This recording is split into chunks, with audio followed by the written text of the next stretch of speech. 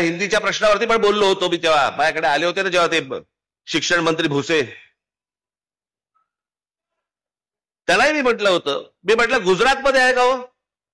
या देशाचे पंतप्रधान आणि या देशाचे गृहमंत्री हे दोघेही गुजरातचे आहेत. अमित शहा एका त्यांच्या इंटरव्ह्यू मध्ये बोलले होते, त्यांना प्रश्न विचारला भाषावादावरती, तर ते बोलले पहिल्यांदा तुम्हाला सांगतो म्हणे मी काही स्वतः हिंदी भाषिक नाही, मी गुजराती आहे.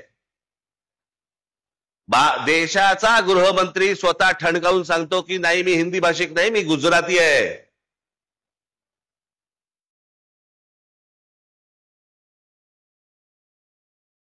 आज पंतप्रधान नरेंद्र मोदी झाल्यानंतर महाराष्ट्रामधले अनेक प्रकल्प गुजरातमध्ये गेले. डायमंड मार्केट गुजरातमध्ये गेलं.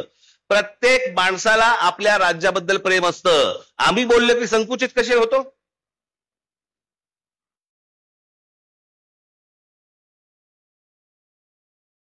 मी जेव्हा त्यांना सांगितलं, म्हटलं तुम्ही आता हिंदी आणायचा प्रयत्न करताय, गुजरातमध्ये आहे का हिंदी? ते बोलले नाही गुजरातमध्ये नाही हिंदी. म्हटलं मग महाराष्ट्रात का आणताय? यांचं काय राजकारण चाललंय ना, मला असं वाटतं आपण ही गोष्ट नीट समजून घेणं गरजेचं आहे. राजकीय पक्ष निवडणुका येत राहतील, जात राहतील, सगळं होत राहील. मी मागे माझ्या भाषणात म्हणालो होतो ना, एकदा तुमची भाषा संपली आणि तुमची एकदा जमीन गेली, जगाच्या पाठीवर तुम्हाला कसलंही स्थान नाही, कसलंही स्थान नाही.